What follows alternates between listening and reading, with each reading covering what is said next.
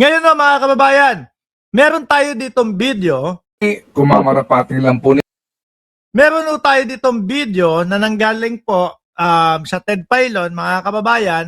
Hindi ko po maaari ipakita yung mismong video dahil po baka makopyright tayo ng Ted Filon.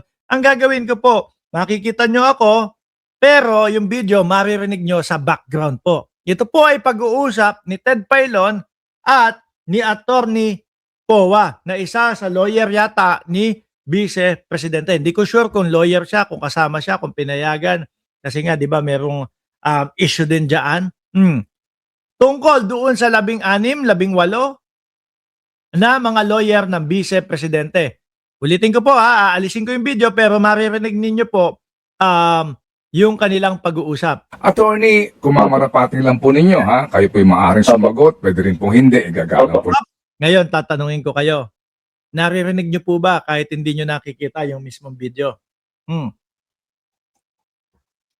Pa-press 1 na lang po kung naririnig nyo kahit hindi nyo nakikita yung video. Game, tuloy. Natin yan. Attorney, ilang kayong abogado? 18 ho ba kayo? 16 po sa ngayon, pero bigyan ko lang po ng konteksto, Manong Ted. Kasi 16 na abogado ng Vice Presidente ho, mga kababayan. Pero hanggang ngayon no, hindi tayo makarinig ng mga ano nila, ng mga dahilan nila kung bakit hindi dapat ma-impeach ang Vice Presidente.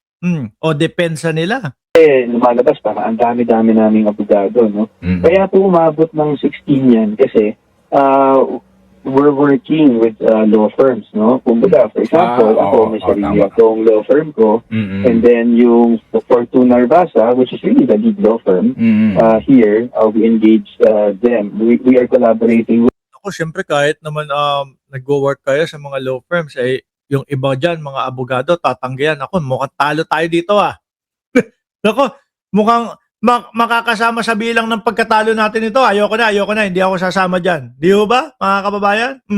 Kaya kami naging 16. So, ibig sabihin, mga associates po kasi yung iba dyan, ng mga law firm, and then we're working as a team. But it doesn't mean na meron tayong 16 na individually na na-engage na lawyers. Doon mismo, Yung nga po, para mas klaro. Pero attorney, ito po, kasi alam niyo ho, ang klasifikasyon nga, di ba, sa mga abogado, merong abogado de Campanilla, may abogado de Batingao, As in, alam ko yun, abogado de Campanilla. Pero ano yung ibig sabihin ng abogado Batinghaw? Hindi ko alam. Paki-comment dyan sa comment section. Yung pong Narvasa Law Office na yan, hindi ko naman maitatanggalin. Isa yan sa mga kinikilala. And ang impresyon kaagad, mamahaling abogado yan. So, dito po sa isyong ito, na sa problemang ito, sa kasong ito, mawalang galang lang, sino nagbabayad sa inyo? Ito ho ba'y pwedeng gastusan? Official ho kaya ito na pwedeng sabihin na ang pondo ng OVP ay pinapayagan ng batas? Hindi. Tingin ko hindi. Pero tanong yan Sige. Hindi na nga ako makikisali. Total naman naiintindihan ng maigi. Ano po? Nagastahin para sa kasong ito to pay all her lawyers kasi ito naman ay official function, kumbaga. Ay, hindi po, Manong Ted.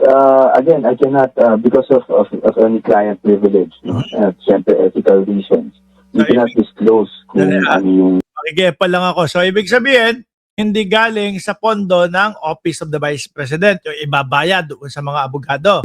Detalye ng aming engagement. Pero masasabi ko sa inyo ngayon na definitely hindi po pondo ng OVP ito.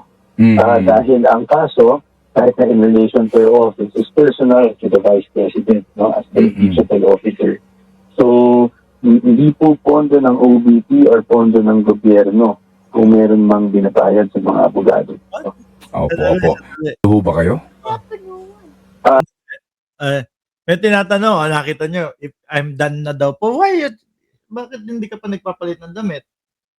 Say hi muna sa kanila. Tell them that you're going to the doctor. Hi guys, I go to the doctor. Putik, parang vlogger pa. Who's your favorite dancer and singer? Soda Pop. Soda Pop! I thought, Michael. Michael Jackson. Oh, sige na. Go there na. I almost finished na, okay? Michael Jackson. Oh, you want to show ano? His dance step, his dance move? Yeah. Okay, patay, meron saan kayo nakakita ng political vlogging merong pang ano? Go. Moonwalk. Falling down. Sige. Saan kayo nakakita ng political vlog? Meron pang mga ganong intermission. Dito lang mga kababayan. Tuloy. Of any client privilege, no? At syempre, ethical reasons. We cannot disclose kung ano yung detalye ng aming engagement. Pero masasabi ko sa inyo ngayon na definitely hindi po pondo ng OVP ito. Dahil ang kaso, kahit na in relation to your office, is personal to the Vice President, no, as the digital officer. So, hindi po pondo ng OVP or pondo ng gobyerno. Hindi pondo ng OBP o hindi pondo ng gobyerno yung gagamitin para pambayad doon sa mga abogado nila. Malinaw galing kay POA. Kanino? Panigurado, galing sa pondo o sa bulsa ng Vice Presidente. Kung matatandaan nyo mga kababayan, 88 million pesos ang deklarado doon sa SALN ng Vice Presidente mga bossing, no? Kasama yung sa kanyang asawa. Ngayon, ano?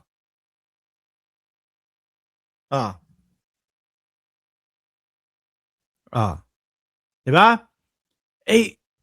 Narbasa, 16 na lawyer.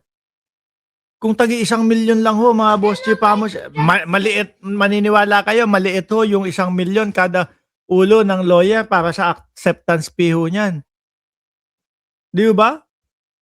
Tapos ang kakaharapin nila, ang laban nila ay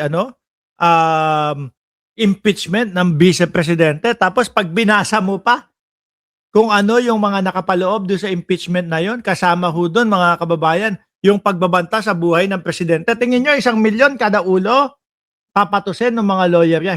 Hindi ako maniniwala dyan. Kung 3 hanggang 5 milyon kada ulo ng isang lawyer dyan, kaya nga ayan ang tanong natin, no? Sa ating titulo. 100 milyon ba kada buwan ang posible na ginagastos? Hello guys. I'm okay. back. You're back. You want to be a vlogger? No. What? What? Sige, almost done na. Hey, I'm Michael Jackson. Diba? Tuloy. Michael Jackson daw siya. Meron mang binabayad sa mga abogado. Opo. So, hindi pera ng bayan ang ipambabayad kung may bayad man dito sa mga abogado na siya magtatanggol sa Vice Presidente. Tama po kayo doon. Opo. And thank you for at least putting that on record. Para hindi naman isipin ng tao na taxpayers' money yung ginagamit. Opo. Paano po ngayon, attorney, yung Ito na yung tanong.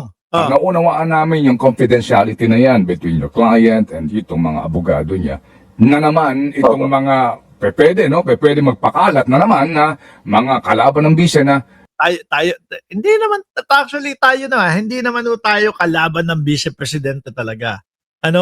Yung Mark Ramos simulat sa umpisa mga kababayan, mga boss Chipamo, sir, yung vlog natin wala kayong maririnig. Although ako ay kumbaga malaki sa parte ng aking pag-iisip na naiisip ko etong Vice Presidente ay guilty, pero hindi pa din po. Nirerespeto natin mga kababayan yung magiging ganap at yung magiging husga dyan, no? Tayo po lagi ang sinasabi natin hanggang sa ngayon, naghihintay ng kasagutan, naghihintay na sumagot ang Vice Presidente para sa mga ito. Sabi ni Jenny Ramos, isa lang anak mo, Sir Mark. Ay, mukhang gusto mo ha. Yung pag mga ganyan, ang tanong kayo, dapat mahina boses ko Tuloy, ikaw talaga? baka naman si Michael Yang ang nagpopondo dyan. Baka na naman yung Sami Uy na yan. Baka na naman mga ang nagpopondo dyan. Paano kaya natin po sasagutin yun? Wala pong... Kasi mapapaisip ka, 88 million. Tapos ilang million yung posible na bayad dyan sa mga lawyer na yan, buwan-buwan. Ganun nangyayari, no? Sa amin, our engagement is strictly and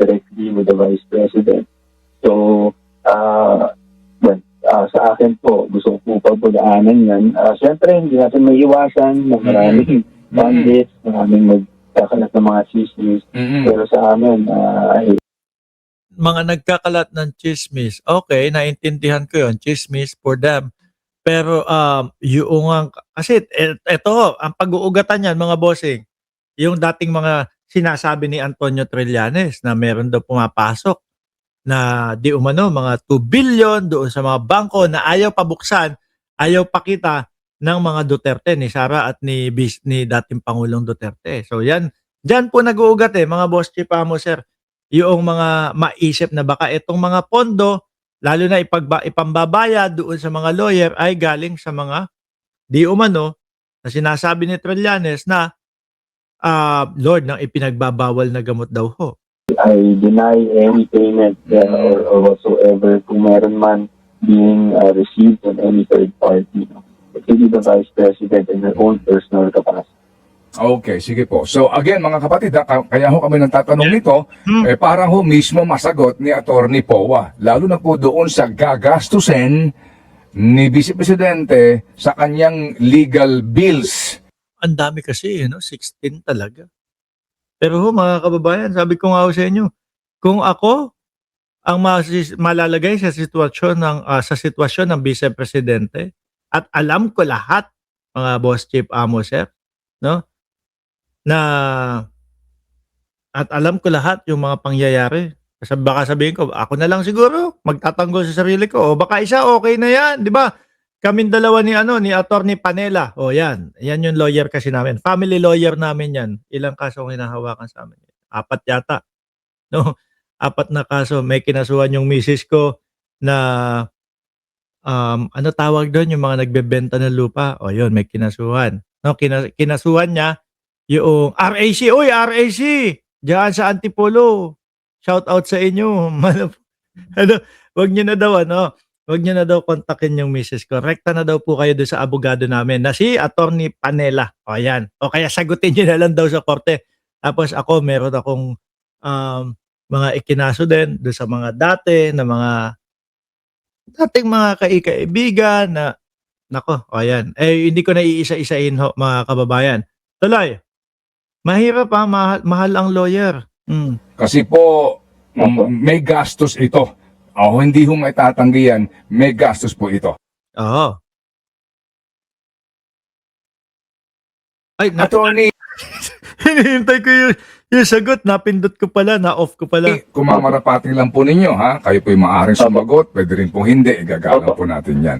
Attorney, ilang kayong abogado? 18 ho ba kayo?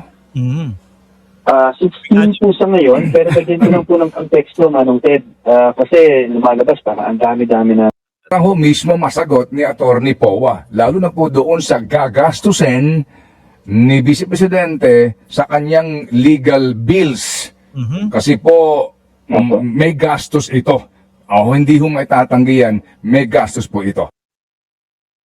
Ayun. Ba't napuputol pagdating doon? Attorney, kung mamarapating lang po. Hindi. Hanggang ganun na lang talaga. Tapos na. Anyway, mga kababayan, ayun.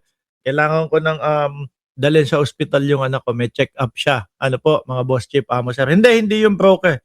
Sila yung mismong nagbenta ng lupa kay misis ko.